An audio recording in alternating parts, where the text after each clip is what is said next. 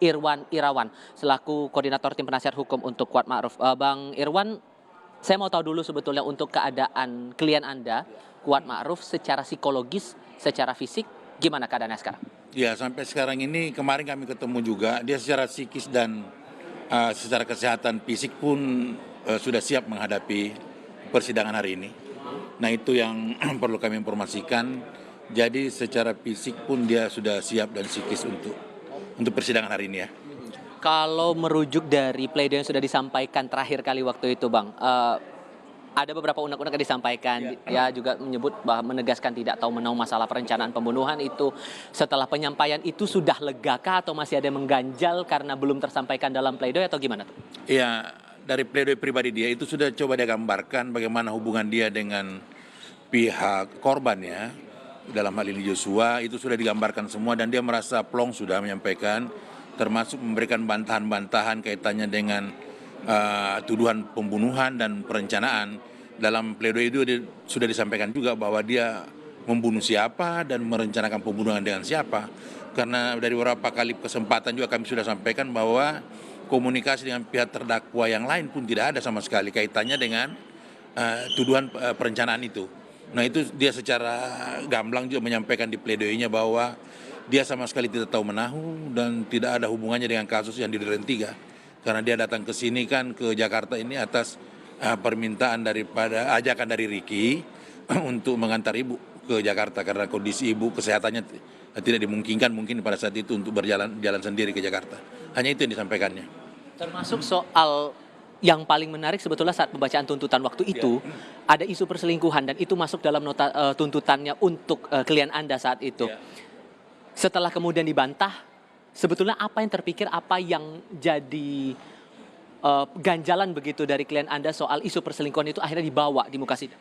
Iya, dari persidangan yang ada, beberapa persidangan yang kita ikuti dalam proses pembuktian, itu kan sama sekali tidak pernah ada menyinggung katanya perselingkuhan. Yang dia tegaskan di pribadi dia, nota pribadi dia yang sempat dia dituduh juga berselingkuh dengan Ibu PC kan. Dan itu sama sekali fitnah yang keji lah dalam hal ini karena tidak ada sama sekali bukti yang mengarah ke sana. Nah, kaitannya dengan perselingkuhan yang disampaikan jaksa penuntut umum di tuntutannya, itu klien kami sama sekali menyatakan tidak pernah dan tidak tahu kaitannya dengan isu tersebut karena JPU pun menarik isu perselingkuhan itu hanya di tuntutan. Sebelum-sebelumnya tidak pernah dia memberikan pembuktian atau keterangan-keterangan saksi lain yang menggambarkan bahwa ada betul hubungan antara Ibu PC dengan Joshua. Nah, itu yang disampaikan oleh klien kami bahwa yang namanya perselingkuhan antara Ibu PC dengan Joshua itu sama sekali tidak ada dan tidak ada indikasi ke sana. Itu sudah ditegaskan juga dalam pledoi kami pun sudah menerangkan itu. Oke, ini tampaknya ruang sidang sudah mulai bersiap. Saya pertanyaan terakhir untuk Anda terkait dengan tuntutan 8 tahun. Ini kan masih ada kira-kira dua kali sidang lagi menuju vonis nanti. Saat terakhir kali Anda bertemu dengan klien Anda Kuat Ma'ruf, ada unek-unek atau keinginan tertentu yang diharapkan begitu untuk sidang putusan berikutnya? Iya, dia sampai saat ini masih merasa heran ya. Kenapa dia ditempatkan sebagai terdakwa dalam perkara ini. Itu yang sampai saat ini ketika kami ketemu mengkonsultasikan perkara ini, selalu dia ulang-ulang, apa salah saya sehingga saya dituduh membunuh dan dituduh merencanakan pembunuhan, dengan siapa saya merencanakan. Hal itulah yang selalu dia ulang-ulang kepada dia, sehingga dia sampai sekarang tidak menerima ke kondisi ini. Nah, hal itu seperti itu yang disampaikan. Oke, klien Anda sudah masuk, saya hargai Anda sudah bergabung bersama kami. Terima kasih ya, Bang Irwan sudah mau berbincang bersama kami. Terima kasih juga, Mas.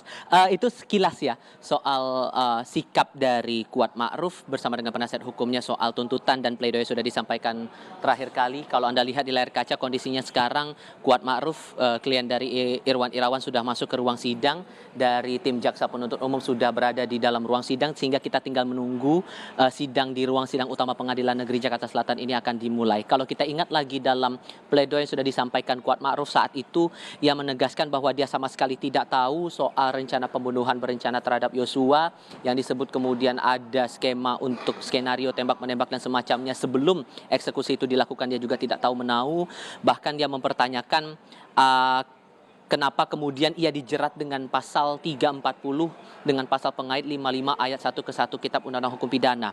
Tidak hanya kepada Kuat Ma'ruf sebetulnya, tapi penilaian jaksa kepada para terdakwa lain juga sama. Mereka dipandang melanggar pasal pembunuhan berencana dengan pasal pengait keikutsertaan dalam upaya tindak pidana tertentu. Dalam hal ini adalah pembunuhan berencana terhadap Nopriansyah Yosua Huta Barat. Khusus Kuat Ma'ruf dalam nota tuntutan yang disampaikan oleh jaksa penuntut umum, ia dituntut pidana penjara selama 8 tahun.